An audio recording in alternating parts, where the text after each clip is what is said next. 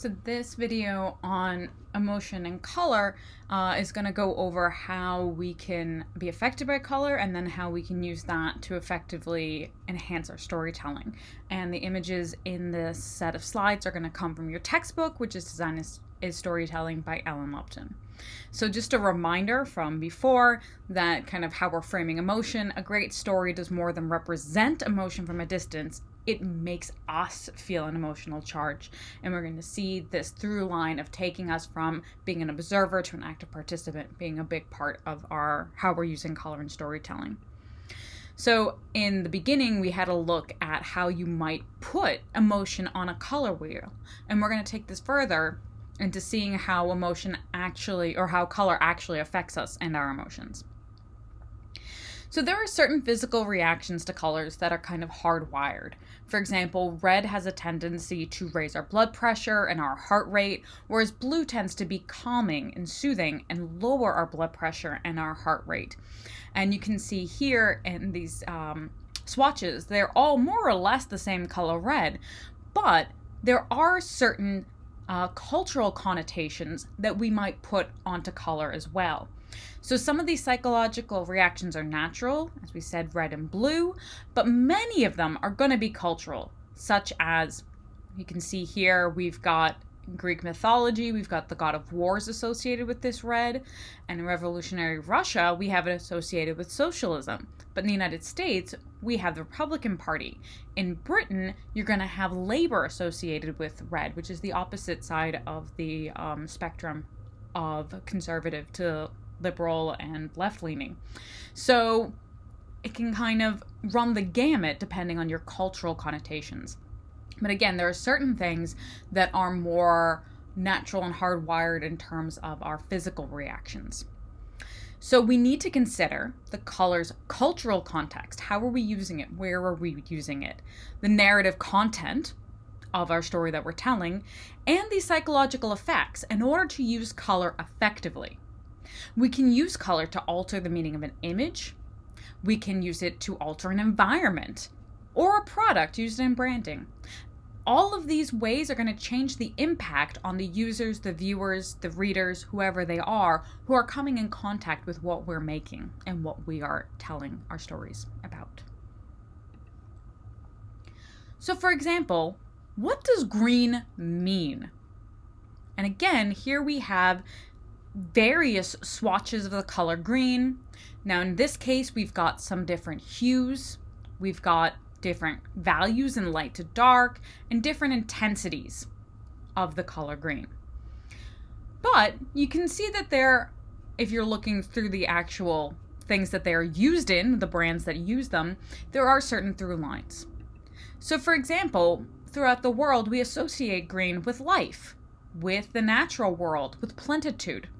And because of that, brands have used that to mean eco-friendly or to mean that they're biodegradable, but to associate themselves with this green, quote unquote, trend. Sometimes people will put this green on things, call themselves eco-friendly, even if in fact the impact on the environment is high, and that's called greenwashing. You'll hear the same thing with pink washing in terms of the association of pink with breast cancer awareness. But in this case, let's look at green and this association with eco-friendly in the natural world. Well, that's not the only association that we have with the color green. We'll also use green to evoke the feeling of nausea and sickness. And it can be used to denote evil in characters.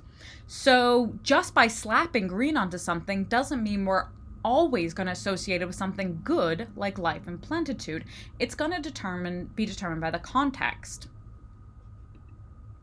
Now, studies have shown physical effects and a change in the psychological state due to exposure to nature. So if you do want to hook into that natural state, make sure it's not just slapping the color green on something. You maybe need to go beyond that and bring in actual context cues about nature itself.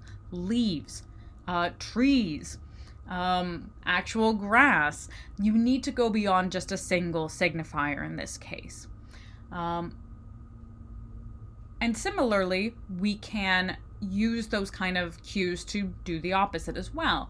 Same way that we know that the bad guy in The Wizard of Oz is colored green, not just because of the color of her skin, but the wart on her nose, things like that. So at times we're going to need to go beyond the single signifier of the color and add some more layers and context cues. So this is a quote from your textbook.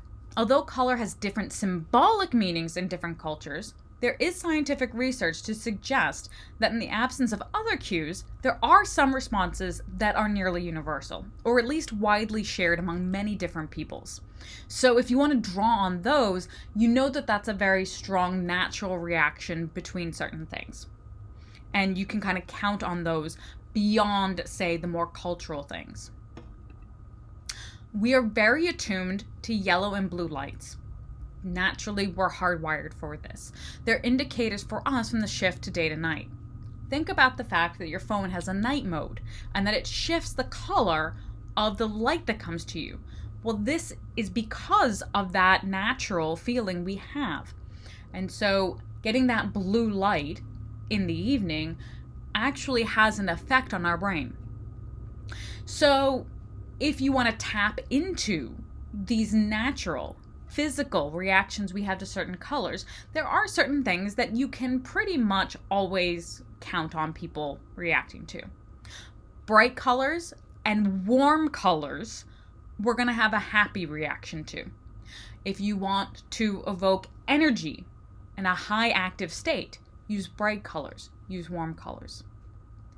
Dull colors and cooler colors on the color wheel, they evoke a feeling of calmness in us. Again, the idea that red might raise our blood pressure and blue will lower it.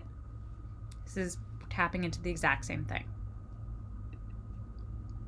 And here is a study that was done that's quoted in your book, where people were played certain pieces of music.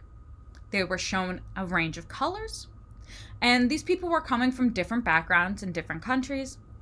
And they graphed whether they felt happy or sad, and whether that emotional reaction was weak or strong, based on the colors that they picked in relation to the music that they heard.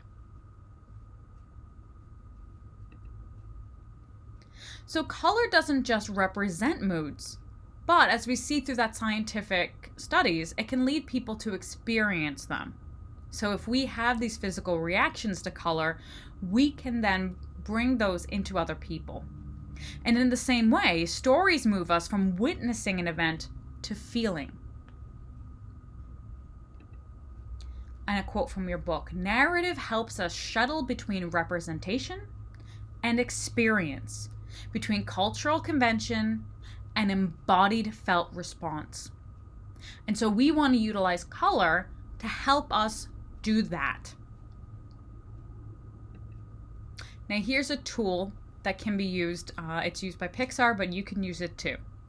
So Pixar will do storyboards to map out the narrative arc of their movie or their short film. Now then they've got the narrative action down, but they want to figure out the mood. And so they'll do a color script.